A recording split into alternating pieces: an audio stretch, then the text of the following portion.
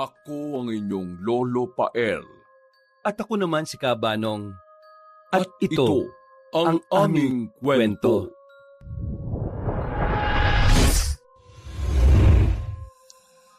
Sa gitna ng malawak at masiglang pamilihan ng Baryo Kaladkad, walang hindi nakakakilala kay Donna, isang 35 gulang na babaeng tindera ng mga kakanin, prutas at ilang pampagkaing lutong bahay.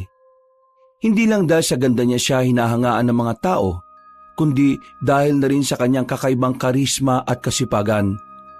Ang buhok niya ay mahaba at laging maayos na nakapusod. Kumikintab ito tuwing tinatamaan ng araw. Natural na mapuputi ang kanyang ngipin na tila hindi galing sa hirap, at ang kanyang balat ay kulay kayumangging ginto na parang palaging nahahaplos ng araw ngunit hindi kailanman nasusunog. Marami ang nagsasabing kahit galing sa hirap at hindi siya nakapagtapos ng kolehiyo, ay madali siyang makakaahon sa buhay. Dahil ito sa angkin niyang kagandahan at sa diskarte sa pagtitinda. Mabilis siyang mag-isip, mabilis makabenta, at mabilis din na magpaikot ng mga kausap. 6:00 pa lang ng umaga ay dinig na ang boses ni Donna mula sa kanyang pwesto. Mainit-init pa po. Kakanin ni Donna na wala ng katulad. Bili na kayo mga suki. 10 piso lang ito. At may libreng ngiti pa galing sa masayahing tindera. Ang mga matatanda, mga binata at kahit mga batang dumaraan ay napapatingin talaga sa kanya. Madalas siyang biruin ng ibang tindera na bukod sa sarap ng mga tinitinda niya, mabilis itong maubos dahil sa angkin niyang karisma.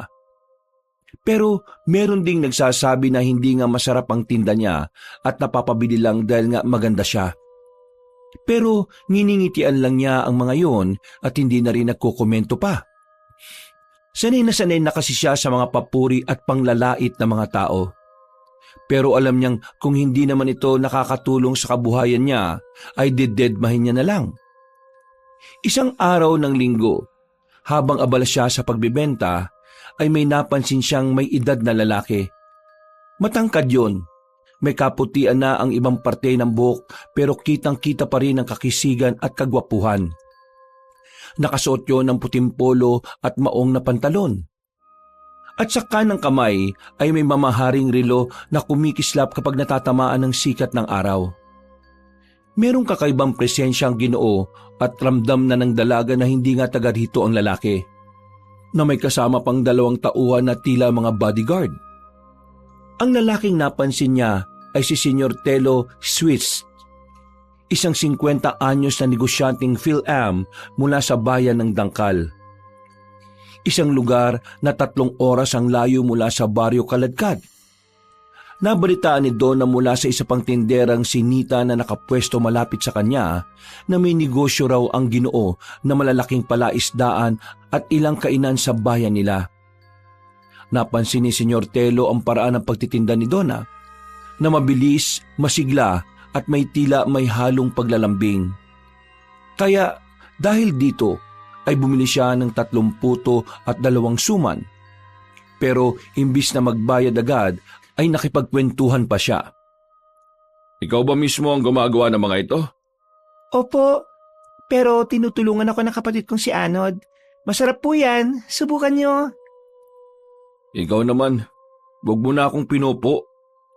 Para namang nakakatanda kapag ganon. Ay, pasensya na po. Sorry, pasensya na.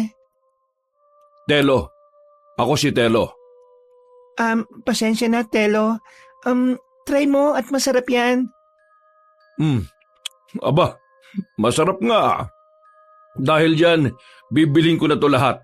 Basta sabihin mo kung anong pangalan mo sa akin. Ako nga pala si Donna. Sure kang bibilin mo lahat to? Oo naman. 1, 2, kunin nyo na lahat ng mga ito. Bilis! Lumapit na nga ang 2 malalaking tao sa likuran ng makisig na Ginoo at kinuha ang mga pinamiling kakanin mula kay Donna. Gulat na gulat pa rin ang dalaga lalo na nang magbigay ng 5,000 piso ang Ginoo na sobra-sobra na kung tutuusin. Hindi na rin nakatanggi si Donna dahil pinagpilitan nga ni Senyor Telo na tanggapin ang nasabing pera. Napatingin na naman tuloy ang ilang mga tindero at tindera matapos makita ang nangyari. Kitang-kita sa mukha ng iba ang matinding tuwa at pakainggit pero walang pakiroon si Donna. Ang importante sa kanya ngayon ay kumita siya ng pera para sa ikabubuhay nila ng nakababatang kapatid na si Anod. Makalipas ang ilang minuto, kahit nakuha na ni na 1 at 2 lahat ng paninda, ay hindi pa rin umaalis si Senyor Telo. Halata naman kasi na nagkaroon siya ng matinding interes sa magandang tindera. At habang nag-uusap sila, ay nahuli ni Donna ang paraan ng pagkakatitig sa kanya ng ginoong negosyante. Tingin ng hindi lang bilang isang mamimili na humahanga sa paninda, kundi parang may ibang malalim na pakahulugan. Sa puntong yon ay tila nagising din ang matagal nang nakatagong kapilyahan sa puso at isip ni Donna.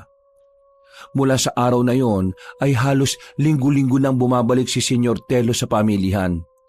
Minsan ay bibili ng maraming kakanin, minsan naman ay mag-aabot ng dagdag na bayad na tinatanggap lang ni Donna na may kaunting kilig.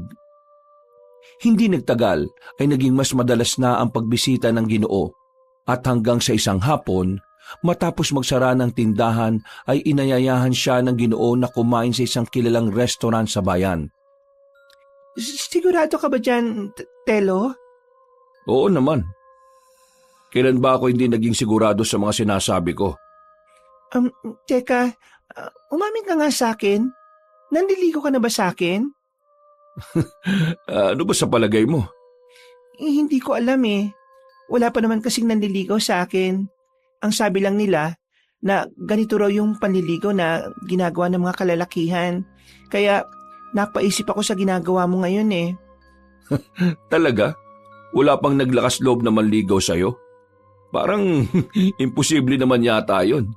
Sa ganda mong yan, baka nga nakapila pa ako. Sir, anong tingin mo sa akin? Hindi naman ako ganong klase ng babae. Pasensya na. Sa ganda mo nga kasi, ang hirap lang paniwalaan. Pero balik tayo sa tanong mo kanina, kung nanliligaw ba ako sa'yo. Ako naman na magtatanong, Donna, kung pwede nga ba ako manligaw? Ha? Kapag tumanggi ka sa paanyaya kong kumain sa labas, ibig sabihin ay tinatanggihan mo ang panliligaw ko. Titigilan na kita kapag ganon. Sige, pumapayag na ako. Hindi na nga tinanggihan ni Donna ang alok kaya laking tuwa talaga ng Ginoo dahil alam naman niyang malaki ang pag-asang mapasagot niya ng oo ang dalaga. Pagdating sa mamahaling restaurant, sa hapag ay magaan ang kanilang naging kwentuhan mula sa buhay sa Amerika, sa negosyo ni Senyor Telo, hanggang sa personal na mga bagay. Sa ilang oras nilang date ay tila nakakilanlan na nga sila ng mabuti. Kaya si Donna ay namanghari ng husto sa lalaki. Pakiramdam nga rin niya ay unti-unti na rin siyang nakaka-interes. Hindi dahil sa yaman na meron ng Ginoo, kundi dahil sa kung sino ito bilang tao. Nang ihatid na siya pauwi, pagbaba ng sasakyan ay hinawakan siya ni Senyor Telo sa kamay na hindi niya inalmahan. Gustong-gusto kita, Donna. Sana maramdaman mo kung gaano kita kamahal. Salamat, Telo. Pero hindi ko pa masasagot yan pabalik. Hindi ko pa rin kasi siguradong nararamdaman ko eh. Ayos lang. Huwag mong madaliin ang sarili mo, Donna. Maghihintay ako kahit gaano pa ito katagal. Natigilan na nga ang Ginoo dahil bigla na lang siyang hinagka ni Donna. Kahit mismo ang dalagay nagulat sa naging hakbang niya. Pero wala naman siyang pinagsisihan dahil nagustuhan niya ang tugon na halik ng matipunong Ginoo. Sa unang pagkakataon kasi sa kanyang buhay ay nakaramdam siya ng kakaibang sensasyon na nagpakilig sa buo niyang pagkatao. Para siyang nililipad ng ulap at pakiramdam niya rin ay parang sila lang ni Senyor Telo ang tao sa mundo. Nang matanggal ang kanilang mga labi ay napangiti sila sa isa't isa.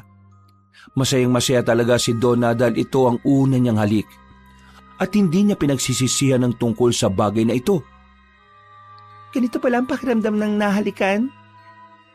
Ibig mong sabihin na ako pa lang ang first kiss mo? Nakakayaman sabihin pero totoo yon. Talagang napakaswerte ko pala kung ganun. Pero hindi ibig sabihin na nahalikan mo na ako sinasagot na agad kita ha. Titingnan ko pa rin kung ano ang totoong intensyon mo bago mo makuha ang matamis kong oo. Oo naman. Promise, Donna. Kahit maging tayo na, ipaparamdam ko pa rin sa iyo araw-araw na para kitang nililigawan. Ganun kita kamahal. Hindi na umimik ang dalaga, pero halatang halata sa mukha niya ang matinding pagkakilig. Tumakbo agad siya papasok ng bahay at sinalubong ng kapatid na si Anod na nakangiti lang din sa kanya. Suportadong-suportado siya ng binata bilang nakababatang kapatid. At sa mga sumunod pa nga na linggo, ay naging mas malapit pa sila sa isa't isa. Nagsimula na ang mga tagpong lumalagpas sa simpleng pagliligawan. Mga tawagan sa gabi, madalas na pagkain sa labas at minsan ay maikling halik bago maghiwalay. Para kay Donna, si Senyor Telo ay hindi lang niya isa pang pag-ibig kundi ang sagot din sa kanyang mga pangarap. Isang lalaking may pera, posisyon at tandang maglaan ng oras sa kanya. Subalit kahit ganon ay mas matimbang din talaga ang pagmamahal niya para sa Ginoo. Pero wala sa isip niya na ang lalaking nagsisimula na niyang ibigin ay meron palang tinatagong lihim. Lihim na kapag natuklasan niya ay siguradong dudurog sa kanyang puso at bukod doon ay tuluyang babago sa kanyang pagkatao bilang isang babae. Pagkaraan ng ilang linggo ay mas lumalim pa nga at mas naging espesyal ang pagsasama ni na Donna at Senyor Telo. Para bang ang bawat araw na lumilipas ay nagdadala ng panibagong dahilan para ma-inlove si Donna sa kanya. Tuwing Sabado ng umaga, laging naroon ang Ginoo sa pwesto ni Donna sa pamilihan. Bis na bis pa yon palagi na madalas din may dalang mga pasalubong. Malimit mga prutas o tsokolate galing sa bayan ng Dangkal. Sa mga ganitong simpleng regalo na talagang na-appreciate ng dalaga, ay naipapakita na rin ng Ginoong negosyante ang kanyang pag-aalaga, pagrespeto at pagmamahal. At sa tuwing nakikita sila ng mga tao sa pamilihan, ay marami ang natutuwa at siyempre marami rin ang naiinggit. Pero katulad ng mga nagdaang araw ay walang paki si Donna sa mga yon. Mas importante sa kanya kung ano ang magandang samahan na namumuo sa kanila ng kanyang manliligaw. Kung minsan ay iniinggit pa nga niya ang mga katabing tindahan na may lihim na galit sa kanya. Katulad ni Nita, dati ay mabait ang pakikitungo nun. Subalit nang magkaroon siya ng masugid na manliligaw ay tila nag-iba na rin ang pag-uugali. Parang napansin ko na hindi kayo nagpapansinan ni Nita. Ilang araw ko na siyang nakikitang padaan-daan lang dito sa tindahan mo.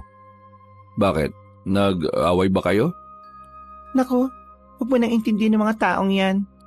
Usong-uso ang inggitan dito sa pamilihan May mga tao talaga na ayaw nilang nakikita na maging masaya ang kapwa nila o umangat. Kaya pabayaan na lang natin. Hindi ako magtataka kung isang araw siraan ako ni Nita sa'yo.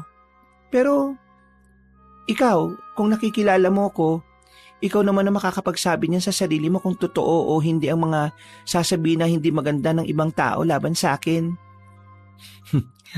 Alam mo, yan ang isa sa mga nagugustuhan ko sa iyo Mas lalo tuloy kitang minamahal Sus, nabobola ka na naman. Teka, ano naman yung dala mo ngayon? Masyado ka talaga nag-aabala Bumili ako ng malambot na upuan para sa iyo. Kasi araw-araw ka nakatayo dito sa pwesto mo. Dapat may malambot kang upuan. At ito rin, may tsokolate para pampagana sa buhay. Ay, salamat talaga ng marami Alam mo, Telo, parang nasasanay na ako na lagi may sorpresa ka. Kung nasasanay ka na, natutuwa akong marinig yon. Hindi magtatagal masasanay ka na rin may taong mag-aalaga sa iyo. At ako yon. Ikaw talaga. Totoo naman yung mga sinasabi ko Hindi na nga napigilan ni Donna ang mapangiti at kiligin dahil sa mga sinabi ng lalaking negosyante. Hindi man siya sanay sa ganito, pero natutuwa siya sa pagtatrato ni Senyor Telo sa kanya na parang isang prinsesa. Sa dati niyang buhay ay puro hirap at pagtitipid ang alam niyang gawin. Wala talaga siyang oras sa mga kung anong bagay na magpapakilig sa kanya. Kaya naman, nang dumating si Senyor Telo, ay para siyang iniahon mula sa karaniwan at dinala sa isang mundong puno ng kaliwanagan. Oh, parang natameme ka na dyan, Donna. Ayaw mo ba nung mga sinabi ko? Hindi Napaisip lang ako bigla kasi ang sweet-sweet mo talagang tao. Kaya hindi na rin ako magpapaligoy-ligoy pa. Sinasagot na kita. Ha? Talaga? Totoo ba yan? Oo. Hindi maipinta ang tuwa ni Senyor Telo matapos nga na maging opisyal na silang magnobyo at nobya. Ganon din si Donna. Halatang-halata sa hilatsa ng kanyang muka kung gaano siya kasaya at kasigurado na si Senyor Telo na ang lalaki para sa kanya. Subalit, lingid sa kanya ay merong madilim na sikreto ang Ginoo na kapag nalaman niya ay siguradong wawasak sa kanyang kaligayahan. Nagdaan pa ang mga araw at gabi. Tuwing araw ng linggo ay sinasara ni Donna ang kanyang pwesto ng mas maaga para makalabas sila ni Senyor Telo. Minsan ay dinadala siya noon sa mga mamahaling kainan sa bayan. May mga gabing magka-holding hands sila habang naglalakad sa parke. At kung minsan naman ay pumupunta sila sa mga tagong resort para magpalipas ng oras na silang dalawa lang. Alam ng dalaga na may pagmamahal siya sa kasintahan, pero sa tuwing hihilingin ito na sila ay magtalik, tumatanggi siya. Hindi pa kasi siya handa na isuko ang pagkababae niya. Mabuti na lang din ay nirerespeto ito ng kanyang bagong boyfriend. Isang hapon sa tabing dagat, nakaupo sila sa isang maliit na kubo, habang tinatanaw ang malawak na karagatan na kumikislap sa sikat ng araw. May dala si Senyor Telo na 2 baso ng malamig na buko juice at isang supot ng pinritong isda. Naupo sila at masinsinang nag-usap patungkol sa buhay-buhay hanggang sa may maisip si Donna. Nito kasing nakalipas na araw ay nagtataka siya sa pag-uusap ng mga bodyguard ng Ginoo na sina Uno at Dos. Na nung tanungin niya ay tila aligagang sumagot at nagdadahilan. Mahal, bakit ba ako ang napili mo? Marami namang magagandang babae lalo na sa bayan ng Dangkal. Meron na di hamak na mas may kaya sa buhay at hindi talaga tubong probinsya na katulad ko. Ano bang klaseng tanong yan? Curious lang ako. Sagutin mo na, please. Bakit nga kasi? Okay, sige. Ano kasi? Kasi ikaw, iba ka sa kanila. Sa mga babaeng nakilala ko. Hindi ka lang maganda. Bukod sa maganda ng muka, ay marami pang maganda sa'yo. Tulad ng ano? Marunong kang magpahalaga sa maliliit na bagay. Yung asawa, ano nga ba ito? Nawala tuloy ako. Nasaan na nga ba tayo? Tungkol sa iba pang magagandang bagay na nakikita mo sa akin. Oo. Ikaw kasi, napakasimple mo lang at madali kang mapasaya. Alam mo ba na bihira yan sa panahon ngayon? Ang mga kagaya mo? Talaga? Oo. Kaya maraming salamat dahil sinagot mo ko. Salamat din dahil nakita mo ang mga bagay niyan sa akin. Pangarap ko yun. Ang palagi kang makitang masaya. Sa pagkakataong yun ay hindi napigilan ng dalaga na yakapin ang kanyang nobyo. Hanggang sa mauwi na sila sa pagsisiping sa mismong dalampasigan. Mabuti na lang ay sila lang din ang tao at papalubog na ang araw, kaya tanging dalampasigan lang ang nakasaksi sa kanilang ginawang kamunduhan. Ang unang pagkakataon na isinuko na ni Donna ang bataan. Sa mga lumipas pang araw ay hindi lang simpleng atensyon ang ibinigay ni Senyor Telo. Madalas niyang padalhan ng mga mamahaling gamit si Donna, mga magagarang damit, mamahaling pabango, at kung minsan ay mga alahas pa. Hindi yun basta material na bagay para kay Donna, dahil nakikita niya ang mga ito bilang mga patunay ng pagmamahal ng lalaki sa kanya.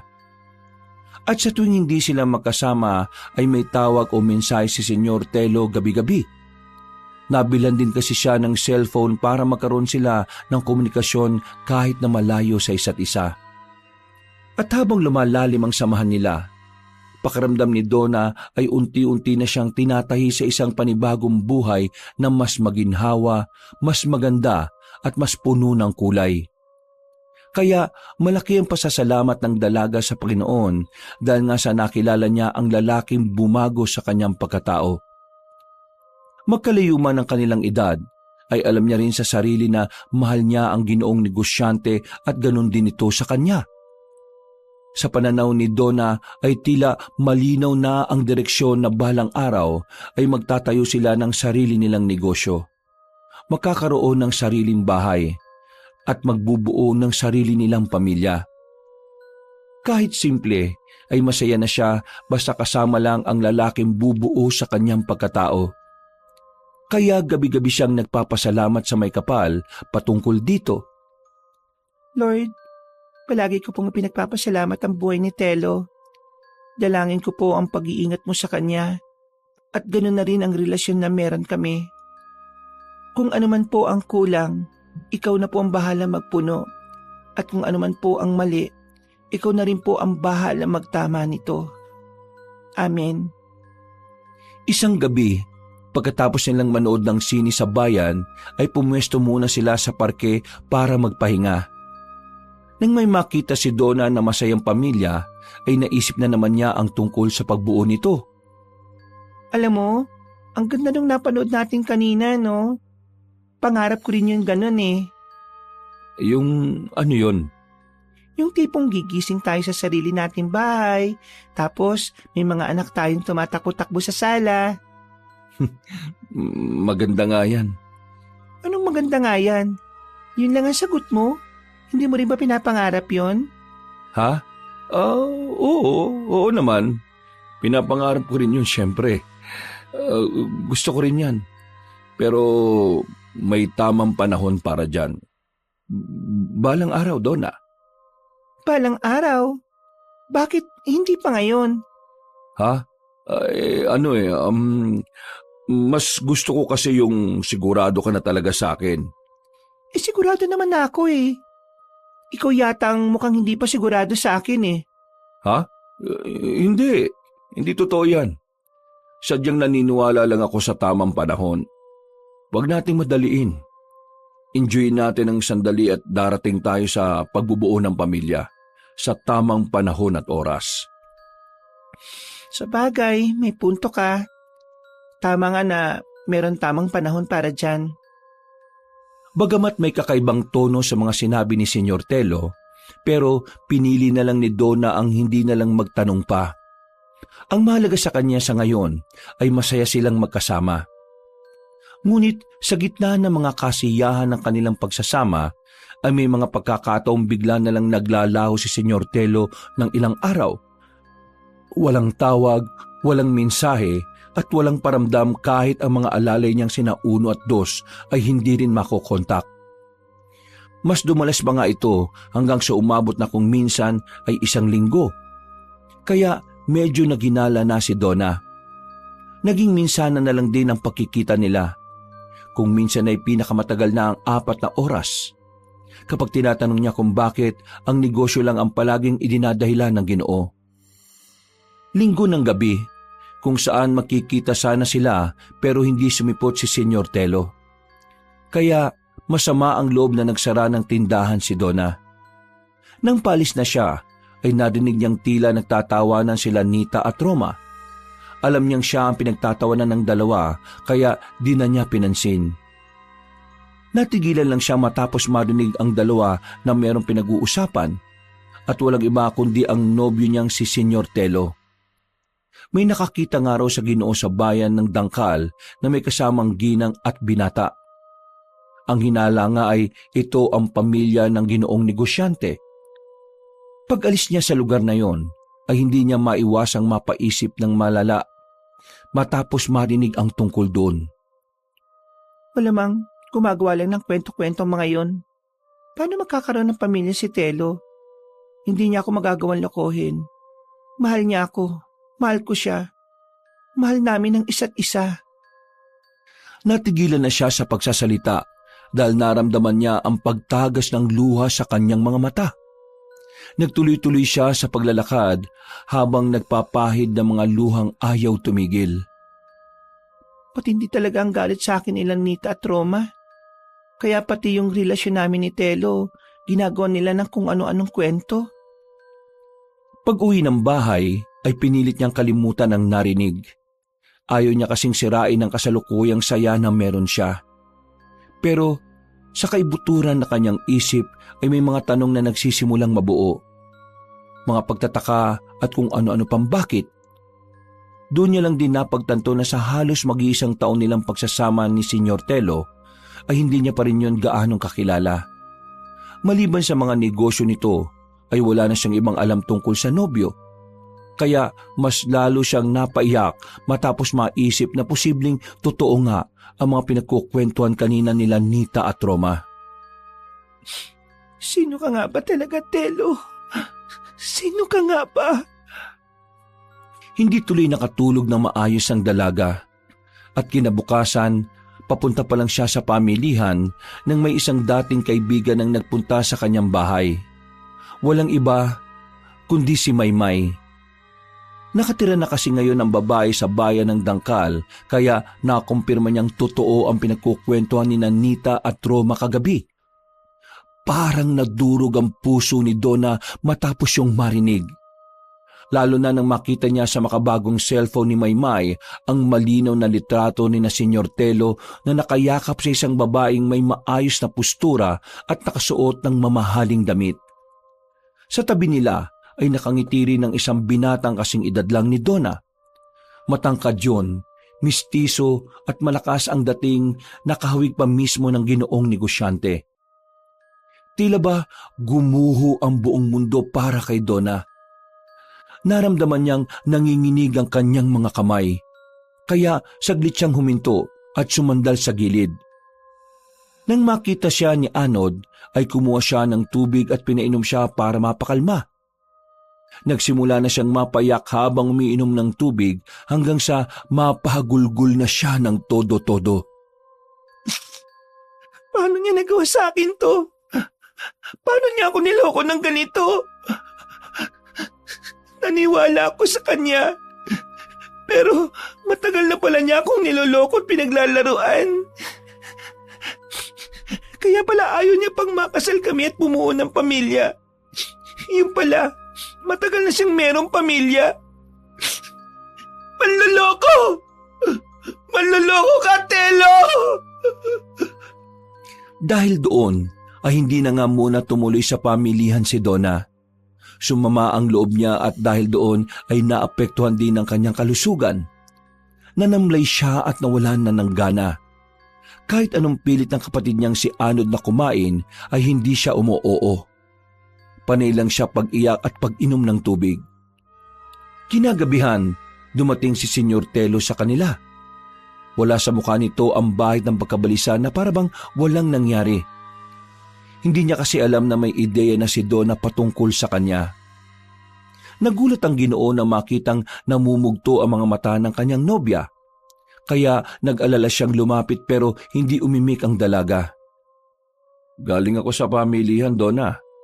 Hindi ka raw nagbukas ngayong araw kaya dumiretso na ako rito. Anong nangyari at bakit namumugto yung mga mata mo? Umiyak ka ba? Ha? Ayos ka lang ba? Pasensya na kung wala akong paramdam ng ilang araw ha. Gustuin ko man pero kailangan mag-focus muna ako sa negosyo ko ngayon. Alam mo, namiss pa naman kita ng husto. Talaga? Namiss mo ko? Oo naman. Teka, ano ba nangyayari ha? May masama bang nangyari, Donna? Negosyo ba talaga ang inatupag mo? Oo naman. Di ba sinabi ko na sa iyo nung nakaraan pa? Negosyo? O yung asawa mo sa dangkal? Ha? Teka, ano? Akala mo ba porke malayo dito ang dangkal, hindi ko malalaman ang totoo? Na meron ka ng pamilya? Na may asawa ka at isang anak? Huwag mo lang itanggi dahil nakita ko na sa picture, Telo. Pakiusap. Huwag mo lang tangkain na gumawa ng kung anong kasinungalingan o kwento. Donna, magpapaliwanag ako, please. Ano bang ipapaliwanag mo? Nakabit mo lang ako?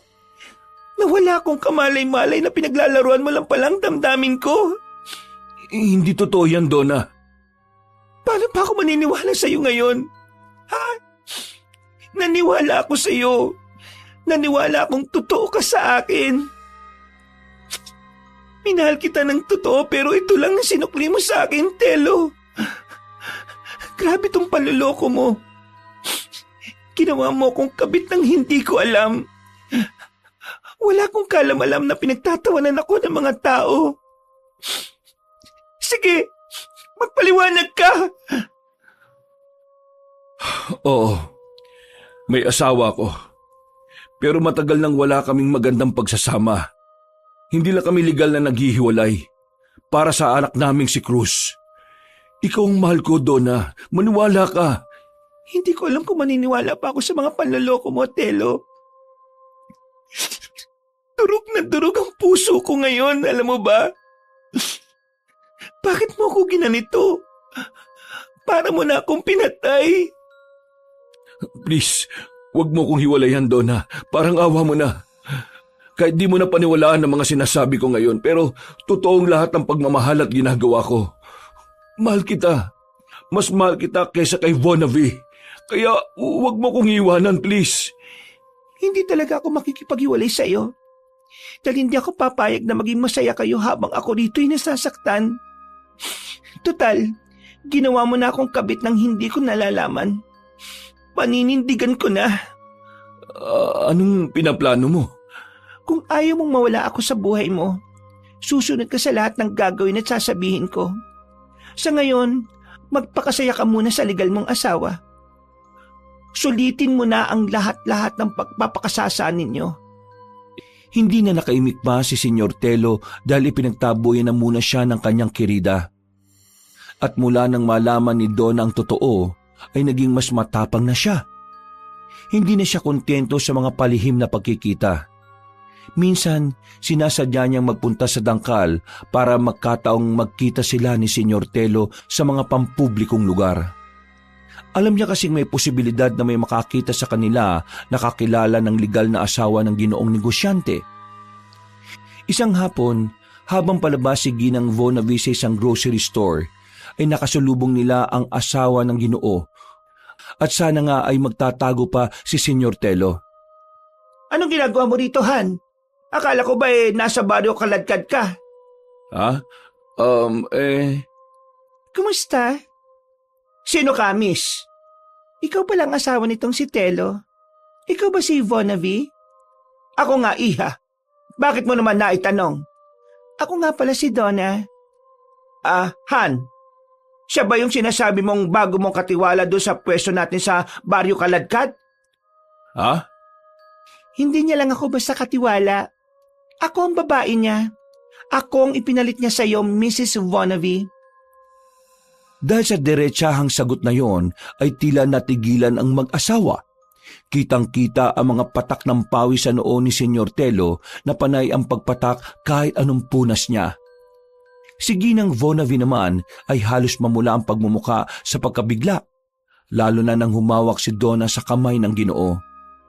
Taas noon niyang hinarap ang legal na asawa habang napapataas ng kilay dito. Magandang araw, Mrs. Twist. Nagkakilala rin tayo sa wakas. Mag-isang taon na nga pala kami ng asawa mo para lang sa kaalaman mo. Anong sinasabi ng babaeng yan, Telo? Walang iya ka. Ang lakas ng loob mo. Malakas na talaga ang loob ko ngayon dahil alam ko naman sa sarili ko na mas bata at mas maganda ako sa'yo. Tila nanigas ang mukha ni Ginang Vonavi sa galit. Pero bago pa siya makasagot at makaporma, ay umalis na si Donna na hatak-hatak si Senyor Telo na hindi alam ang gagawin. Pagkatapos ng tagpong yon, ay tila nakaramdam ng kasiyahan si Donna sa kanyang puso. Pero parang kulang pa ang mga ito dahil gusto niya talaga na makuha ng buong buo si Senyor Telo. Malaki ang naging pagbabago niya. At kahit na tinatawag na siya sa baryo kaladkad na isang kabit o kirida, ay wala na talaga siyang pakialam. Naging mas proud pa siya sa sarili kaya nag-alala na rin ang kanyang kapatid na si Anod. Sa mga sumunod pang araw at linggo, ay ginamit niya ang matinding pagmamahal sa kanya ni Senyor Telo. Palagi niyang tinatakot ang ginoong negosyante na iiwanan kapag hindi sumunod sa gusto niya. Kaya nang i-request niyang dali na siya sa bahay ay sinunod kagad ito ng lalaki. At talagang dinala mo pa talaga ang babaeng yan dito? Ano na lang ang sasabihin sa atin ng mga tao sa labas? Alam kong hindi maganda ang pagsasama natin. Pero bakit sa ganito mo papaabutin, Telo? Ano ba nangyayari sa'yo? Nahawa ka na ba sa pagiging ugaling palengke ng babaeng yan? Huwag mong pinagsasalita ng ganyan si Donna. Hindi siya ganong klase ng babae. Ay, oo nga pala. Hindi siya palengkera. Kalat-karin lang siya. Malanding babaeng nangangabit na mga may asawa. Mayaya ka naman babae ka. Maganda ka pa naman sana at kaedad mo lang ang anak ko. Tapos pumatol sa lalaking parang tatay mo? Ikaw, Telo, hindi ka ba nayaya sa anak mo, ha? Mga immoral kayo! Tumigil ka na! Tumigil ka na, Telo. Dahil doon ay napatingin kay Donna ang mag-asawa. Ngumiti lang siya, tinarap ang ginang habang nakataas ang isang kilay. Kaedad ko lang pala ang anak ninyo. Anong pangalan niya? Cruz, tama? Kung ayaw mong patulan ko ang asawa mo, edi yung anak mo na lang. Punyeta kang babae ka! Edi demanda kita! Edi demanda ko kayo mga immoral kayo! Kasunod ng mga katagang iyon ay ang malakas at malutong na sampalang iginawad niya kay Donna. Natigilan din ito kaagad dahil umawat si Senyor Telo at itinulak ang legal niyang asawa hanggang sa mapaupo sa sofa. Napayak na lang ang ginang dahil sa sobrang sama ng loob habang si Donna ay tila tuwang-tuwa sa mga nakikita. Hindi niya alam sa sarili kung bakit, pero para na siyang nasisiyahan sa mga nangyayari, subalit sa kabilang banda at kay butura na kanyang puso ay naroon pa rin ang matinding kalungkutan. Natatabunan lang ito sa ngayon na matinding galit matapos siyang malaman na isa lang pala siyang kabit. Demanda ko kayong dalawa, kaya humanda na kayong makulong! Sige, gawin mo! Para malaman ng buong bayan ng kahihiyan ng pamilyang ito! Yun naman ang gusto mo, hindi ba? Isumbong mo kami? Ipakulong mo kami? Napayak na lang ng gusto si Ginang Vonavi at hindi na rin niya nagawang idemanda ang dalawa dahil nga sa kahihiyan ng pamilya. Nagsama-sama nga sila sa iisang bahay na tila patay mali siya na lang sa mga kasalanang namamayani sa tahanang yun. At hindi nga nagtagal ay nakilala rin ni Don ang anak ng mag-asawang Swiss na si Cruz. Nagsimula ito sa isang simpleng pagkakataon. Nang isang gabi na walang ibang tao sa bahay nila maliban sa kanilang dalawa. Alam na ni Cruz ang tungkol sa pangangabit ng ama. Pero dahil madalang siyang umuwi ng bahay, kaya hindi niya pa rin nakikita ang itsura ni Donna. At sinamantala nga ng magandang babae ang pagkakataong ito. Nang makita niyang matipunong binata na katatapos lang maligo at umiinom ng juice sa bandang kusina, ay lumapit siya rito. Pero bago yon ay nagsuot muna siya ng nakakaakit na see-through dress na talagang labas na labas ang kanyang kamunduhan. Dahil doon ay nakatinginan sila. At mula sa isang simpleng titig ay tila may kakaibang koneksyon kagad ang nabuo. Hindi nag-atubili si Donna na palagpasin ang pagkakataon. Ikaw si Cruz, di ba? Oo, ako nga. May ideya ka naman siguro kung sino ako, di ba? Oo. Kabit ka ni Papa? Hindi ako nagtataka kung bakit. Maganda ka kasi at magandang hubog ng katawan mo. Hindi ka ba galit?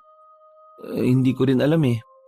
Sanay naman ako na pareho silang wala sa tabi ko.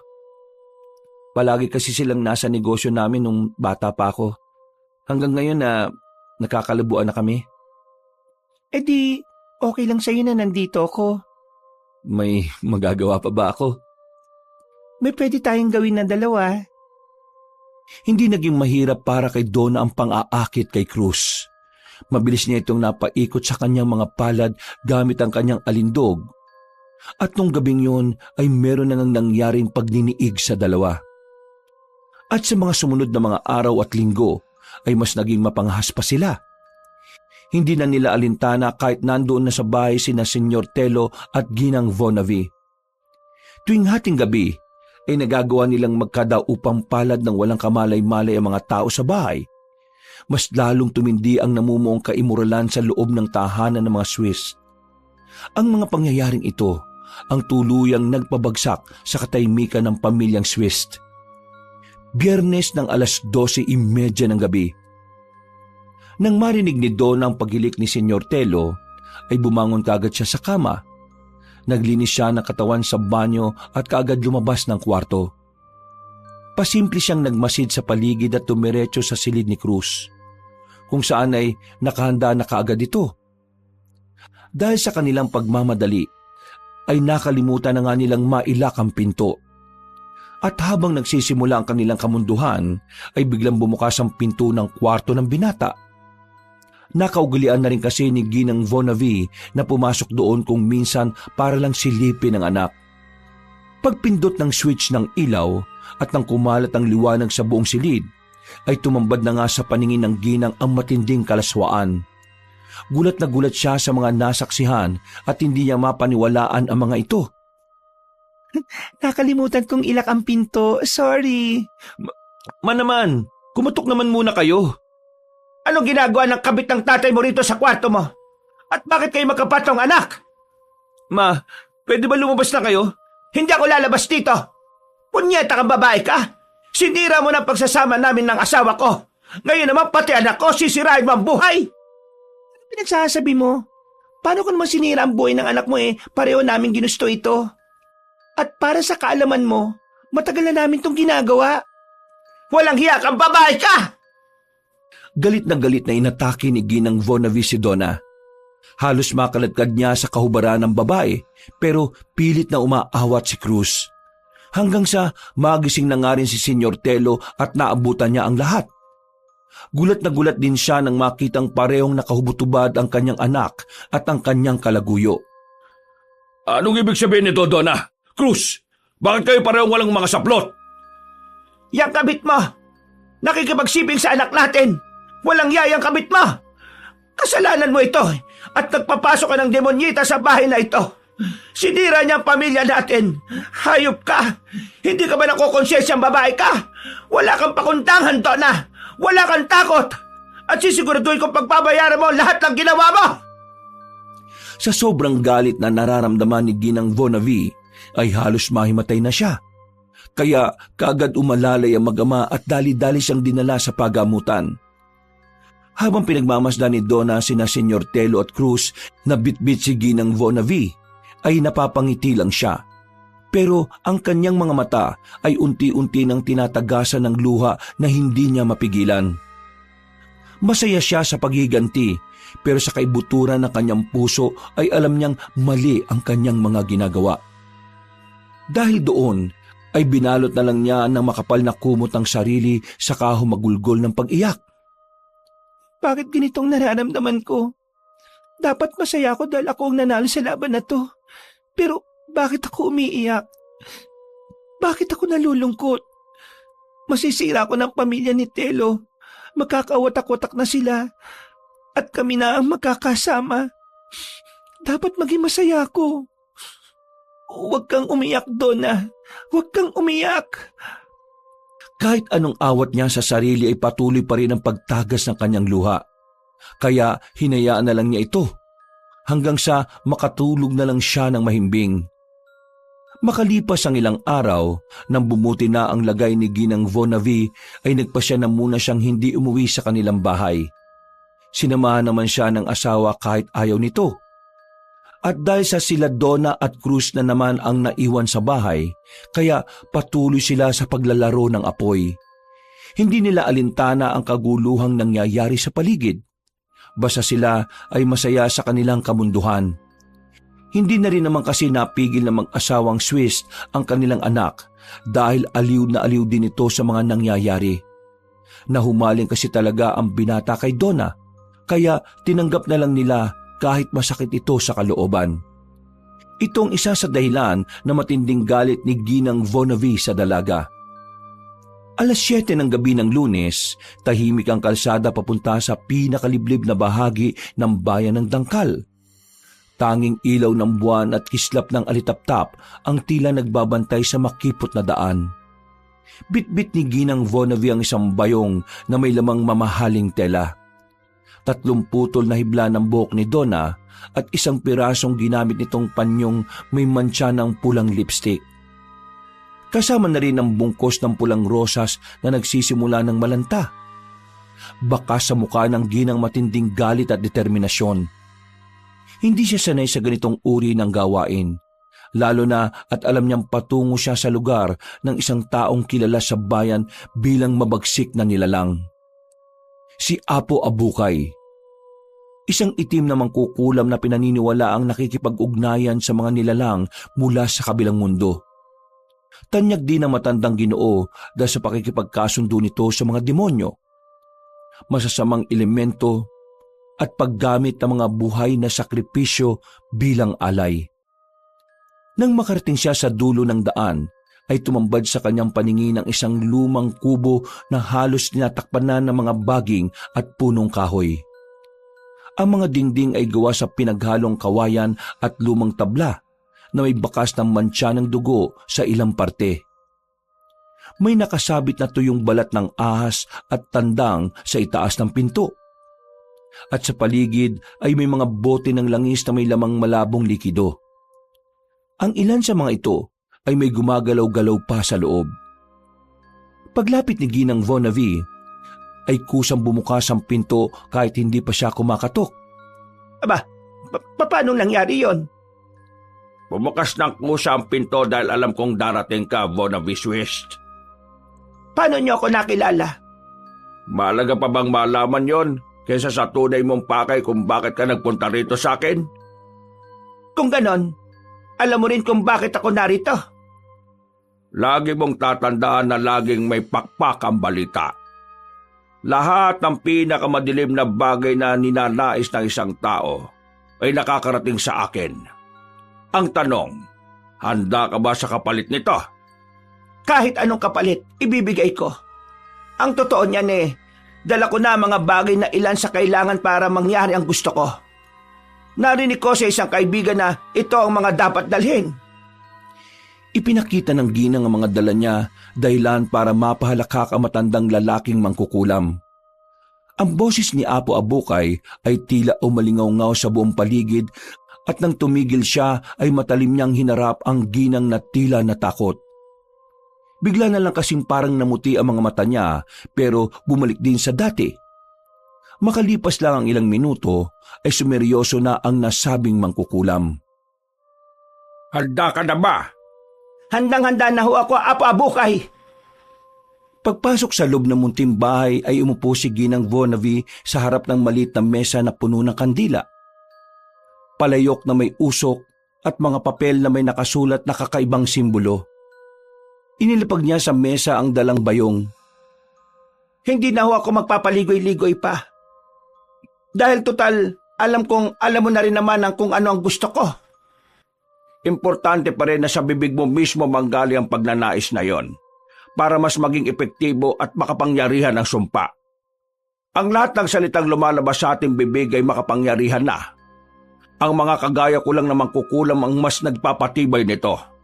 Kaya ngayon din ay bigkasin mo ang pagnanais na yon. Gusto ko masira ang katawan at kaluluwa ni Donna. Gusto ko mawala ang gandang tinataglay niya. Kung paano niya sinira ang buhay ng aking mag-ama, gusto ko ring masira ang buhay niya. Gusto ko siyang magdusa sa pisikal na aspeto. Gusto ko siyang mahirapan ng husto at magdanas siya ng matinding sakit na higit pa sa sakit ng kalooban na nararamdaman ko ngayon. Ang hinihingi mo ay hindi simpleng sakit o pagdurusa, kundi ay mabagal na kamatayan. Handa ka bang pagbayaran ito? Kahit ano, handa akong magbayad. Tumango si Apo Abukay at pagkatapos ng saglit nilang pag-uusap ay kinuha na niya ang hibla ng buhok at panyo ni Donna. Iniligay niya ito sa gitna ng mesa at binalutan ng mamahaling tela na dala ng ginang. Pagkatapos ay dinurog niya ang tuyong rosas at hinalo sa isang mangkok na may maitim na langis. Sinimulan na nga kagad na matandang lalaking mangkukulam ang ritual ng pagbibigay ng sumpa. Pinatay niya ang ilaw ng lampara at tanging kumikislap na kandila na kulay pula ang naiwan. Sinimulan niyang bumikas ng mga makaluma at hindi pamilyar na salita bilang bahagi ng orasyon. Nangilabot si Ginang Bonavi, kaya pasimple siyang napayakap sa sarili habang pinakikinggan ang matandang lalaking mangkukulam. Habang nagbibikas ng mga kakaibang salita, kinuha niyang matulis na karayom na gawa sa buto ng kung anong hayop at sinaksak ito sa pinagbalutan ng buhok at panyo. Sa bawat tusok ay napapansin ni Ginang Bonavi na parang may kumikibot-kibot sa loob ng tela, na parabang bigla na lang itong nagkaroon ng buhay. Paano nangyari yan? Anong laman yan? Nakapalob na ang sumpa dyan, kaya kung mapapansin mo, ay tila tumitibok-tibok na ang pinagbalutan. Kung ako sa'yo, mag-aantabay na lang ako at mananahimik. Dahil kung minsan hindi kinikilala ng sumpa ang utos. Kapag nakarinig siya ng ingay sa paligid, sasalakayin niya ito at doon ibubuhos ang sumpa. Dahil sa takot ay nanahimik na nga ang ginang at tinayaan na lang na magpatuloy sa pagbikas ng orasyon ang matandang lalaking mangkukulam. Ilang saglit pa nga ay bigla na lang lumakas ang hangin sa loob ng kubo at mula sa palayok ay umalpas sa makapal na itim na usok. Bumuo ito ng hugis ng isang babaeng maganda ngunit unti-unting nabubulok ang muka. Lumapit ito kay Ginang Bonavi at dumampi ang malamig na hangin sa kanyang pisngi. Sa takot ng babae ay napatras siya sa takot na baka mapa sa kanya ang sumpa. Ilayo mo sa akin ang sumpa, pakiusap. Ayaw kong madamay sa sumpa na ako rin mismo ang gumawa. Huwag ka mag-alala, dahil ang pagdampi sa pisngi mo ay tanda ng pagkilala. Yan ang espiritu ng pagguho, at siya ang sisira sa kagandahang tinataglay ng kinamumuhian mong si Donna. Makinig ka mabuti, dahil ganito ang sasapitin niya sa oras na matapos ang orasyon. Dahan-dahan siyang mabubulok at pahihirapan ng sumpa, hanggang sa mawalan na siya ng silbi sa mata ng kahit na sino. Sigurado ka ba dyan? Kung hindi ka kinikilala ng sumpa, sigurado kung kanina pa lang nararamdaman mo na ang epekto nito. Manahimik ka na muna dahil hindi pa kumpleto ang ginagawa ko. Inabot ni Apo Abukay ang mangkok na may langis at rosas. Pagkatapos ay pinahid ito sa bayong at saka siya nagbuhos ng patak ng sariling dugo mula sa kanyang hintuturo. Ang muling hakbang sa ritual ay ibinuga niya ang makapal na usok mula sa kanyang bibig patungo sa bayong. Sa oras na maramdaman niya ang unang kirot sa batok, ay magsisimula ng epekto ng sumpa. Tandaan mo na kapag nagsimula na ito, ay wala nang balikan. Maraming salamat, Apo Abukay. Huwag ka muna magpasalamat dahil hindi ka pa sinisingil ng sumpa. At hindi mo rin kailangang ipagpasalamat ang tungkol sa bagay na ito. Maliban na lang kung wala ka nang natitirang konsensya. Hindi na umimik ang ginang. Nagbigay na lang siya ng malaking halaga bago umalis sa lugar na yon. Samantala, habang nahihimbing ng tulog si Donna, ay dinalaw siya ng isang masamang panaginip. Nakita niya ang sarili na nabubulok habang pinagtatawanan ng isang malademonyong nilalang na kahawig niya lang din. Tumakbo siya ng tumakbo pero gamit ang mahabang dila ay nilingkis siya nito hanggang sa ulo na lang niya ang nakikita. Kasunod noon ay isang nakakapangilabot na halakhak ng demonyo ang umalingaw-ngaw bago siya lukubin ng demonyo. Napabalikwas siya ng bangon at pagtingin sa kanan ay naroon si Cruz na tila nagulat din at nagising. Magkatabi kasi silang nakatulog at pareho na namang walang suot na kahit na ano. Okay ka lang ba? Nananaginip ka siguro na masama. Masamang panaginip lang yon at hindi mangyayari sa totoong buhay. Ang alam ko lang sa ngayon ay ang magandang nangyayari sa ating dalawa. Tama. Kaya simulan na natin ulit ang, alam mo na, habang hindi pa umuwi si mama at si papa. Ikaw talaga, napakahilig mo. Gusto kong patunayan na mas magaling ako sa tatay ko, no? At mas karapat-dapat ako na piliin mo kaysa sa kanya. Ilang beses ko na namang sinabi sa'yo na isang beses lang talagang may nangyari sa amin. At matagal na panahon na yon. Oo, minahal ko ang tatay mo. At hanggang ngayon, mahal ko pa rin siya. Pero sa maniwala ka man o hindi, natutunan ko na rin na mahalin ka, Cruz. Hindi lang tungkol sa pagganti. Maraming salamat at narinig ko yan. Kaya lang, gustuin ko mang maniwala sa mga sinasabi mo. Pero hindi ko pa rin maramdaman na mas mahal mo ako kaysa kay papa eh. Mas matagal lang pinagsamahan ninyo eh. Hindi na nagsalita pa ang lalaki dahil pinapak na siya ng halik sa labi at pagkatapos ay muli na nga silang nagniig ng ilang beses. Hanggang sa makatulog na sila ng mahimbing habang makayakap. Kinabukasan, naisipan ni Donna na bumalik sa baryo Kaladkad para alamin ang lagay ng tindahan nila ni Anod sa pamilihan. Palabas pa lang siya sa bakuran ay bigla niyang naramdaman na matinding kirot sa batok na parang may matalim na kukong bumaon dito. Nagsimula siyang mahilo at manghina pagkatapos nito. Naglakad siya pabalik at ang makitang refleksyon sa sliding window ay napansin niya ang itim na maninipis na tila guhit sa ilalim ng kanyang mga mata. Ano to? Pasa?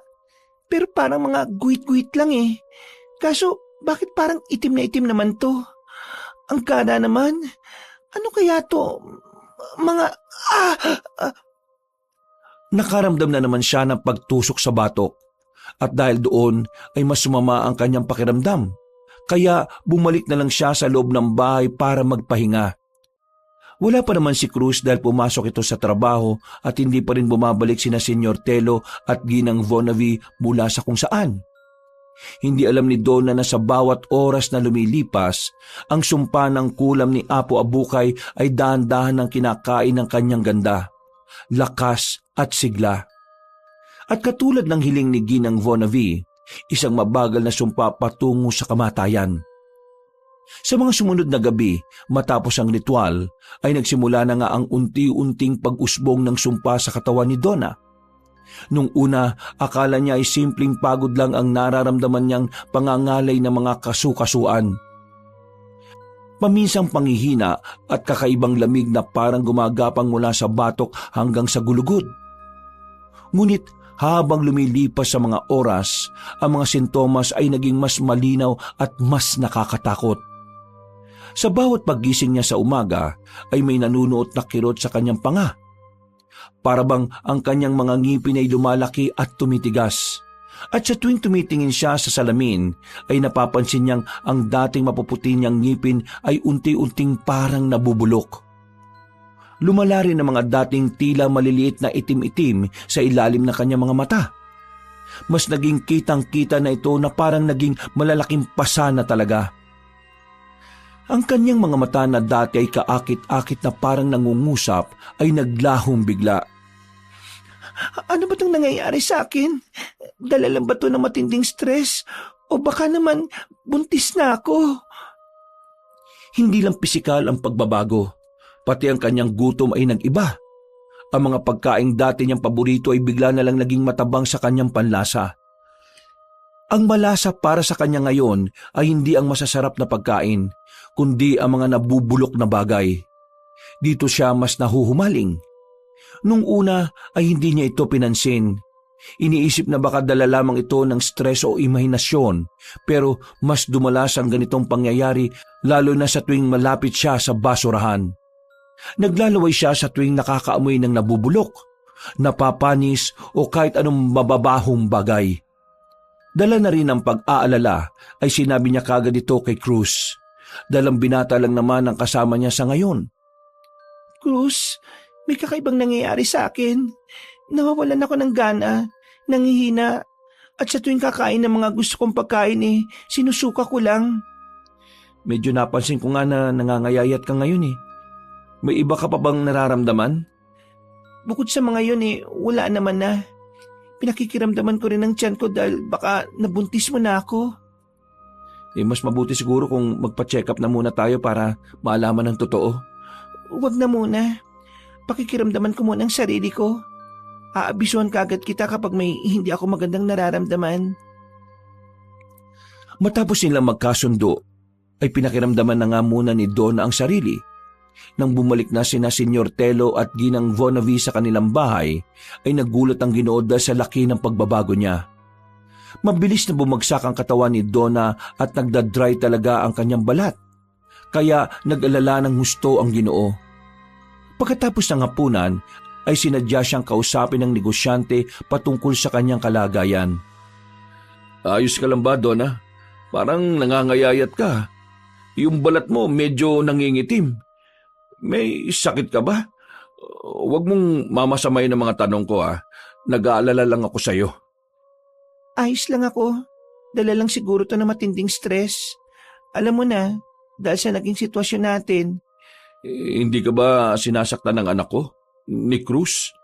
Hindi Mas maalaga nga siya Nakikita ko kung saan niya naman ang pag-uugali niya.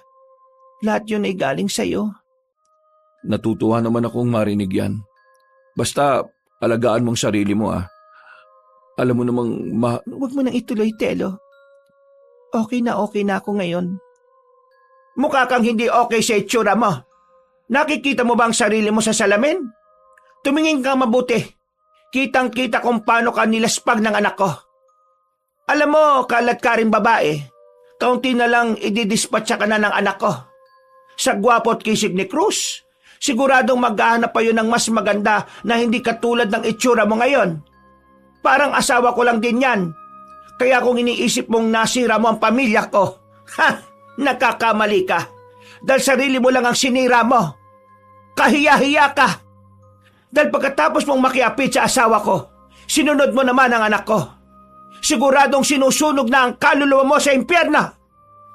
Tama ka naman sa mga sinabi mo Hindi na ako aalma pa. Masama ang pakiramdam ko para makipagbangayan pa sa'yo. Umalis na si Donna pero pagdating sa kwarto ay napasandal siya sa isang gilid habang napapakuyom ng kamao. Napaluha na lang siya at napaisip sa mga bagay-bagay dahil para siyang natauhan sa mga sinabi ng ginang. Ano bang ginagawa ko sa bahay na ito? Bakit ko ba pinagsisiksikan ang sarili ko sa kanila? Masaya at tahimik naman akong namumuhay noon kasama ng kapatid kong si Anod. Kailangan ko na sigurong umuwi sa amin para matapos na ang gulong ito. Uuwi na ako, kapatid ko. Babalik na ako sa pagiging tindera. Habang umiiyak, ay inimpake na niya ang mga gamit at sinumantalang wala si Cruz. Abala rin naman sina Senyor Telo at Ginang Vonavi kaya hindi napansin nang siya ay umalis. Naging matagumpay ang pag-alis niya sa bayan ng Dangkal. Nakauwi siya sa baryo Kaladkad at tuwang-tuwa siya nang makita ang nakababatang kapatid. Subalit si Anod ay gulat na gulat matapos makita ang matinding pagbabago sa kanya. Bumalik siya sa pagtitinda pero hindi na sa pamilihan. Doon na lang sila pumwesto sa tapat ng bahay nila. At sa bawat taong makakakita ay nagtatago na rin siya dahil sa matinding pagbabago ng itsura ni Donna na halos hindi na nila nakilala. Nawala na talaga ang ganda ng babae. Nanuyot ng gusto ang kanyang balat at dumami ang mga pasa. Kapansin-pansin din ang paglaki ng tiyan niya at ang lalong pagkahumaling sa mga mababahong bagay. Sa paglipas pa ng mga gabi ay hindi na siya nakakatulog ng maayos. Lagi siyang nagigising sa gitna ng madilim at may naririnig na bulong mula sa labas ng bintana. Mga boses na tila humihimok sa kanya na kumain ng mga nabubulok, mababaho at mga panis na bagay. Minsan ay nagising siya na nasa labas na ng bahay na walang saplot sa paa at puno ng basura ang katawan. Habang lumalala ang sumpa ay mas lalong pumapangit ang itsura ni Donna at mas lalo ring lumalaki ang kanyang tiyan. Kaya doon na naginala si Anod na siya ay nakulam. Hindi naman naniwala si Donna sa sinabi ng kapatid, kaya ipinagsawalang bahala na muna niya ang mga nangyayari, kahit ang totoo ay nahihirapan na talaga siya. Habang tumatagal ay mas lalo niyang nararamdaman ang kakaibang kirot sa kanyang sikmura. Ito ay tila may humahaplit mula sa loob na parang pinupunit ang kanyang laman at buto. Nagsimula na rin siyang tubuan ng mga butlig-butlig sa katawan. Nang mga unang araw na tumubo ito ay malilit na lang na parang kati-kati. Pero kalaunan ay lumaki ito ng lumaki hanggang sa parang lumobo at kapag nasasagi at pumuputok ay mas lalo siyang nasasaktan. Hindi na niya nakakayanan ng pangyayaring yon, kaya umiiyak na siya sa kapatid kinagabihan. Anod, nahihirapan na ako. Kung totoong nakulam ako, parang awa mo na. Umanap ka ng makakatulong sa akin. Ang sakit-sakit na ng buong katawan ko. Bawat kilos ko'y humahapdi. Dumadagdag pa tong malalaking matubig na butlig na tumutubo sa buong katawan ko. Lumapit si Anod at pinunasan ng pawis sa noo ng kanyang ate. Ramdam ng binata ang init ng balat ng nakatatanda niyang kapatid. Ngunit hindi to init ng karamdaman. Para bang naglalagablab mula sa ilalim ng balat. Hindi na rin siya masyado nagkikikilos dahil sa tumitinding kalagayan. Kaya hindi na nag-aksaya ng oras si Anod. Naghanap na kagad ito na makakatulong sa kanila. Habang wala ang binata ay inaliw na lang ni Donna ang sarili.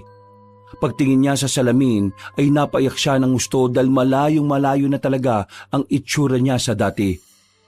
Paggalaw niya ay tumama ang likod niya sa gilid kaya muli yung humapdi.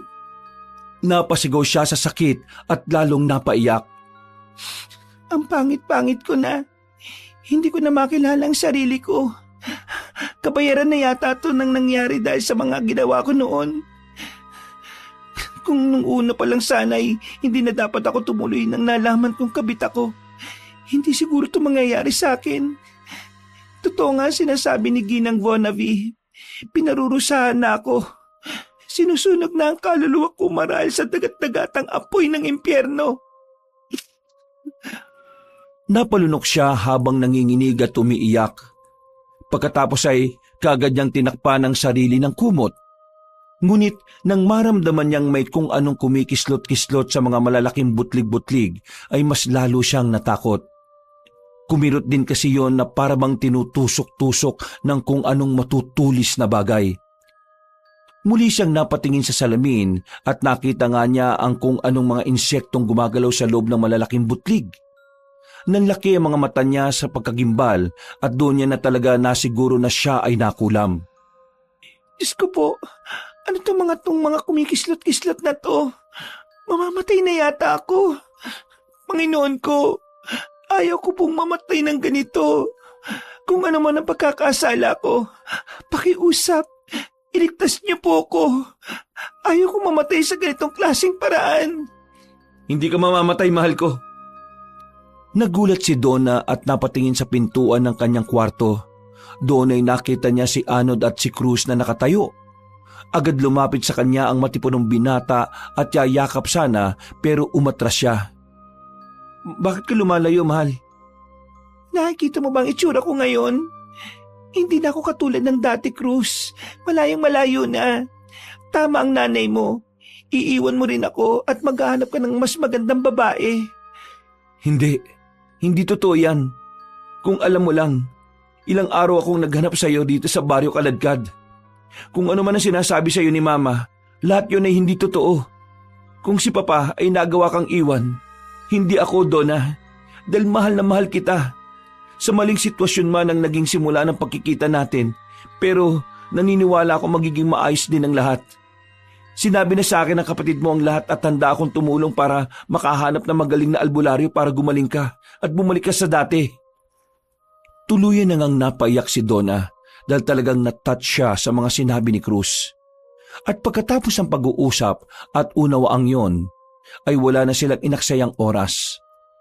Paglubog ng araw ay naghanap kagad sila na makakatulong para malaman kung ano talaga ang nangyari. Marami na silang napuntahan pero iisa lang ang nangyayari. Pagkatapos makita ang kalagayan ni Donna, lahat ay tumatanggi at sinasabing wala silang ideya sa nangyari. Pero sa kabilang baryo ay nakilala nila si Mang Timor na nagpatunay na nakulam nga talaga si Donna. Bukod doon ay ibinalita rin sa kanila ang isang importanteng bagay na 3 buwan nang nagdadalang tao ang babae. Hindi maipinta ang mukha ni Donna lalo na si Cruz na tuwang-tuwa matapos marinig ang balitang yon. Pero kitang-kita ang pag-aalala sa mukha ng babae dahil sa kalagayan niyang yon. Tama ang hinala ko na buntis ka. Na-excite na tuloy ako makita ang magiging anak natin. Natatakot ako para sa magiging anak natin. Paano kung maapektuhan siya ng kulam na binigay sa akin ng kung sino man? Sigurado matutulungan tayo ni Mang Timor.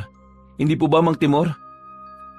Tumango ang matandang albularyo at kagad nilang sinimula ng ritual at orasyon.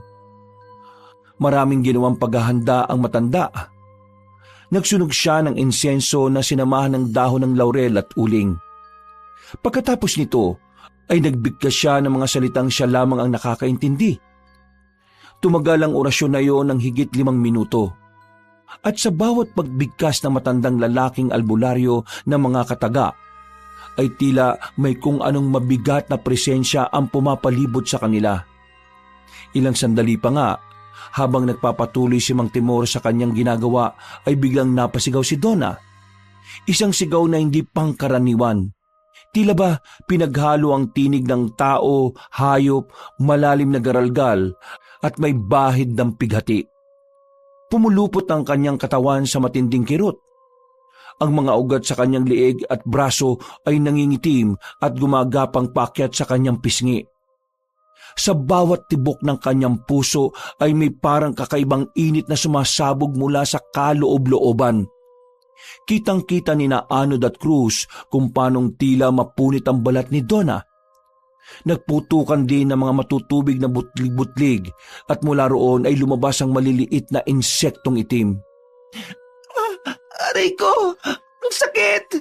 Parang pinupunit ang katawan ko! Tama na! Tama na, Cruz! Anod! Tulungan niyo ako! Tulungan niyo ako! Alisin niyo ako rito, pakiusap! Mamamatay ako sa sakit! Mang Timor, ano po nangyayari? Bakit mas lalong nahihirapan si Donna? Akala ko po ba'y tutulungan niyo siya? Pakiusap! Tulungan niyo ako makakawala dito! Parang awa niyo na! Ayoko na! Ayoko na! Pakiusap po! Tulungan niyo siya, Mang Timor! Hindi ko na kaya! Hindi ko na talaga kaya! Mamamatay na ako! Ginawa nga ng matandang lalaking albularyo ang kanyang makakaya para maibsan ang sakit na nararamdaman ni Donna. Nagdagdag siya ng mga sangkap at nagpatuloy sa pag-uurasyon. Subalit sa halip na bumuti ang pakiramdam ng babaeng buntis, ay tila mas lalo lang lumala. Makalipas ang ilang minuto ng walang tigil na pag-ungol at paghiyaw, bumagsak si Donna sa kanyang hinihigaan. Hinihingal siya, nanginginig at pawis na pawis. Namumutla rin ang kanyang muka at ang mga insekto ay patuloy na lumalabas sa kanyang mga sugat. Dahil doon ay mas lalong natakot si Donna. Si Anod naman ay naiyak na lang sa malubhang kalagayan ng kanyang ate habang si Cruz ay hindi na rin alam ang gagawin. Nagpatuloy lang si Mang Timor at kitang-kita na rin sa mukha nito ang matinding paghihirap. Dahil sa pakikipagtagisan ng lakas sa nagdala ng sumpa o kulam. Donna, pakinggan mo ko. Lumabang ka. Huwag kang susuko. Telo, hindi ko na kaya. Parang inihigop na ang lakas ko. Mamamatay na yata ako. Hindi alam ni Cruz kung ano ang mararamdaman niya matapos bigkasin ni Donna ang pangalan ng kanyang ama. Pero sa kabila ng mga ito, ipinairal niya pa rin ang pagmamahal para rito. Hinawakan niya ng mahigpit ang kamay ng babae at hindi na nagsalita pa. Si Anod naman ay nanalangin na lang ng taimtim habang umiiyak. Ang tanging boses na lang na maririnig sa silid na yon ay ang paghiyaw ni Donna at ang maotoridad na pagbigkas ni Mang Timor ng orasyon laban sa kulam. Ilang saglit pa nga ay hinawakan ng matandang Ginoong Albularyo ang tiyan ni Donna at napangiwi siya dahil sa kakaibang mabigat na puwersa. Bakit po? Ano pong nangyayari kay Donna, Mang Timor? Hindi umimik ang matandang Ginoo. Nagbigkas lang ito ng iba pang orasyon. At pagkatapos ng halos 1 oras na pakikipaglaban, ay biglang natahimik si Donna. Ang kanyang mga mata ay dahan-dahang pumikit hanggang sa mawalan siya ng malay tao. Dahil doon ay mas lalong nag-alala si Cruz na napapaiyak na rin. Si Anod naman ay napahagulgol sa sobrang takot. Mang Timor! Bakit po nawalan ng malay si Donna? Ano po nangyari sa kanya? Sumagot po kayo. Akala ko po ba'y matutulungan niyo siya? Ano pong nangyari sa kanya? Paano na po ang anak namin? Pinakalma muna ni Mang Timor ang 2 lalaki. At nang okay-okay na, ay doon niya sinabi ang kalagayan ng walang malay na si Donna. Ipinaliwanag na matandang Ginoong Albularyo na hindi niya natanggal ang sumpa dahil masyado itong malakas at matibay. Ang tanging makakatanggal lang daw nito ay ang naggawad mismo ng kulam. Ang tanging nagawa lang niya ay maibsa ng kirot at pansamantalang napahupa ang bisa ng sumpa. Kaya nawalang bigla ang mga insektong lumalabas sa mga sugat ni Donna. Nawalan lang din ng malay ang buntis pero hindi siya patay. Sinadya niya talagang dalhin ang diwa nito sa pinakamalalim na pagkakatulog upang hindi makapenetrate ng mabilis ang sumpa. Pero ayon sa Ginoong Albularyo, kapag nagtagal pang ganoon ay posibleng hindi na talaga magising si Donna. Ano pong ibig niyong sabihin? Hindi po pwede bumatay si Donna at ang magiging anak namin. Sabihin niyo po sa akin kung sino ang gumawa nito sa kanya at ako mismo ang kakausap. Nang sabihin ni Mang Timor na ang nanay niyang si Ginang Vonavi mismo ang nagbigay ng kulam, ay ganun na lang ang gulat ni Cruz. Hindi niya lubos sa kalain na magagawa ito ng kanyang ina. Wala sa hinagap niya na may isip ito ng kanyang nanay. Pinayuhan nga ang matipunong lalaki na kung gusto niyang mawala ng tuluyan ng sumpa, ay kailangan niyang mapakiusapan ng sariling ina. Ang Ginang lang kasi ang may kakayahan na mabaliktad ito. Habang may oras pang natitira ay umuwi na nga si Cruz sa kanilang bahay. Naabutan niya ang mga magulang na nagtatalo na naman sa isang bagay. Sumingit na kagad siya sa usapan ay kinagulat ni Senyor Telo. Ma, bawiin mo ang sumpa na binigay mo kay Donna. Anong sinasabi mo, anak? Anong sumpa? Si Mama pa, pinakulam niya si Donna. Nakaratay ngayon si Donna at naghihirap. Matindi ang pinagdaraanan niya at nakita ko yung lahat. Hindi ko po akalain na magagawa niyo ito, Ma. Bakit niyo ginawa ito kay Donna? Totoo bang sinasabi ni Cruz, Vonavi? Sumagot ka at huwag kang tumunganga lang dyan. Sumagot ka, Ma! Oo na! Paano mo nagawa yun sa kanya? Paano ko nagawa? Talagang tinatanong mo yan kung paano ko nagawang mapakulam siya? Sige, Telo, Cruz, kayong sumagot sa tanong na yan. Sa tingin nyo, bakit ko nga ba pinakulam ang malanding babae na yan? Hindi siya ganung babae, Ma. Talaga ba, anak? Ha? Totoo ba sinasabi ng anak mo? Hindi ganung babae si Donna, kaya hindi sapat na dahilan ng ipakulam siya. Naririnig niyo bang dalawa ang mga sarili ninyo? Hindi siya malanding babae. Nakalimutan niyo na ba na tinuhog niya kayong mag-ama? Sinira ng haliparot na yon ang pamilya natin. Tapos sasabihin niyo sa akin na hindi siya ganong klase ng babae? Na hindi siya karapat-dapat na kulamin? Binulag na kayo ng babaeng yon! Ikaw ang binulog ng galit mo, Vonavi. Kasalanan sa Diyos ang ginawa mo. At ang ginawa mong panloloko sa akin, hindi? Telo, matagal akong nagtimpi. Matagal ko nang dapat siyang pinagbayad. Pero hindi ko ginawa dahil ayaw kong malagay sa kahihiyan ng pamilya natin kapag nakulong kayong dalawa. Pinalampas ko yon. Nilunok ko ang pagkababae ko nung pinatira mo siya dito sa bahay.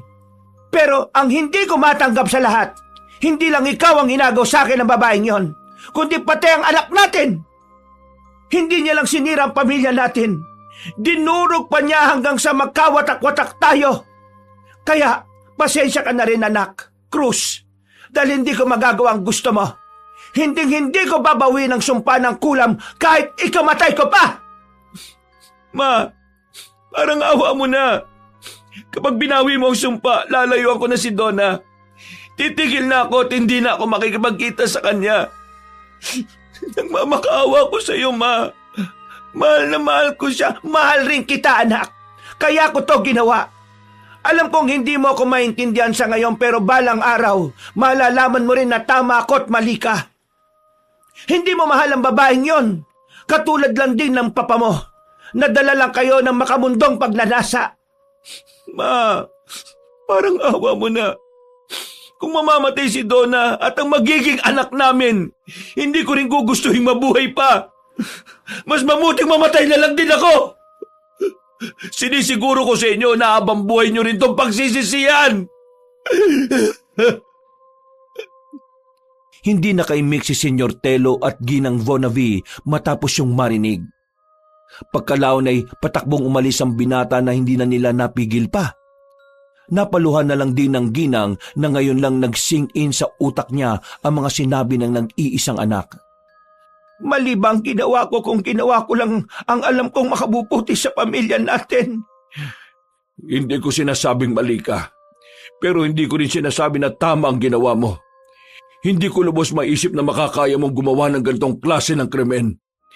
Kung itinuturing mong masamang babae si Donna, hindi ka na rin naiiba sa kanya.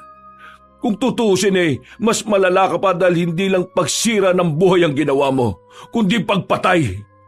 Kahit gaano pa kapigat at kasama ang ginawa niya, wala tayong karapatan na kunin ang buhay nila. Diyos lang ang pwedeng gumawa nun. Huwag kang magbabanggit ng tungkol sa Diyos dahil kung tutuusin, ikaw ang punot dulo ng lahat ng ito. Kung hindi ka naglaro ng apoy, at kung di mo dinala ang babaeng yan dito, hindi sana nasira ang pamilya natin. Hindi sana tayo nagkakagulo ng ganito at hindi sana mawawala sa atin ang anak nating si Cruz. Alam ko ang pagkakamali ko at pinagsisisihan ko na yon ang gusto sa Diyos. Alam mo yan, kaya kahit sisihin mo ko ng sisihin ay wala nang magbabago pa dahil nangyari na ang nangyari, Vonavi. At kapag itinuloy mo pa ang plano mo, hindi lang ang anak mo ang mawawala sa iyo, Vonavi, pati na rin ako at ang magiging apo natin. Pag-alis ng Ginoo ay tuluyang napahagulgol si Ginang Vonavi. Habang napapaluhod sa sahig, labis din siyang nasaktan sa mga nangyayari. Pero pinipilit niya lang din ang magpakatatag. Makalipas ang ilang araw, habang tumatagal ay mas lalong nalalagay sa alanganin ang buhay ni Donna. Patuloy pa rin si Mang Timor sa pagbibigay ng pansamantalang lunas sa babaeng buntis. Pero habang tumatagal ay mas lumalakas ang sumpa ng kulam. May mga paunti-unting insektong itim ang lumalabas sa mga sugat ng buntis, pero sa tuwing dadasalan nito na matandang lalaking albularyo ay nawawala rin naman kaagad. Pero nagpayo na si Mang Timor na posibleng ilang araw na lang mula ngayon ay hindi na makakaligtas si Donna sa sumpa.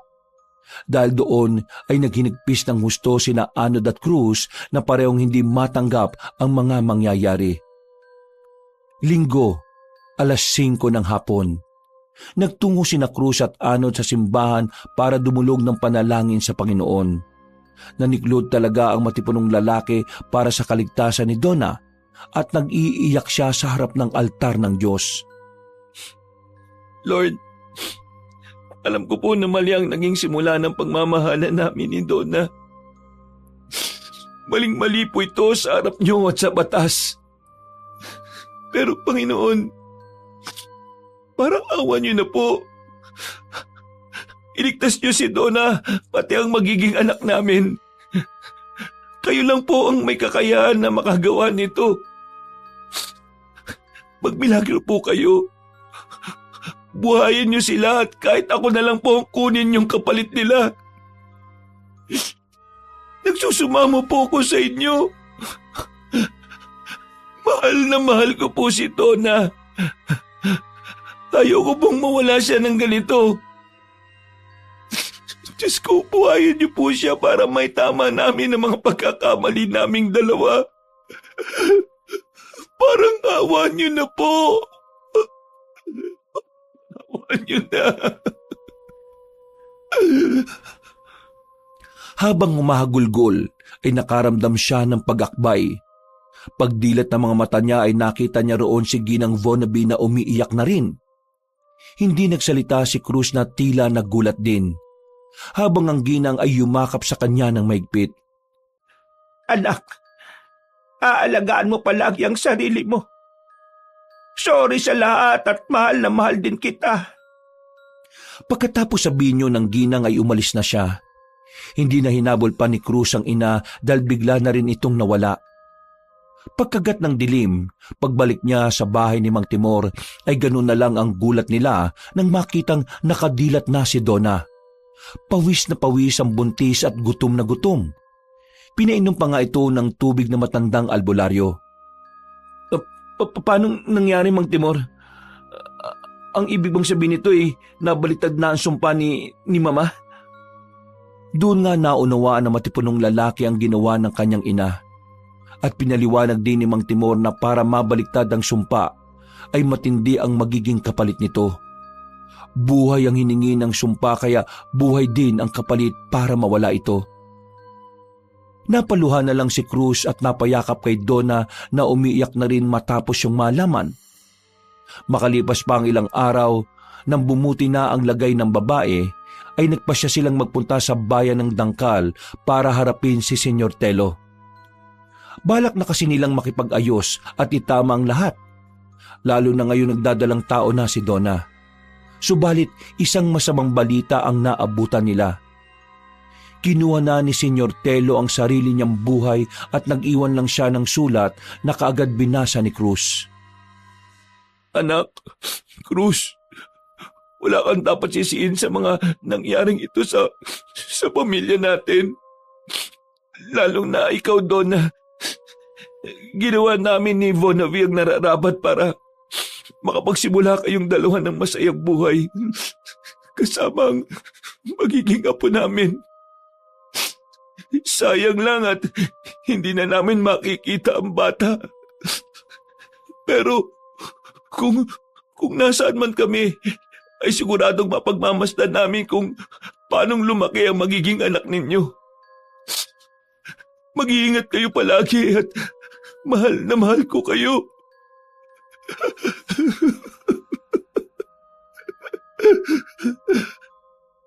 Naiiyak na nagyakap sina Donna at Cruz at pagkatapos noon ay sinikap nilang makapag-move on na sa buhay.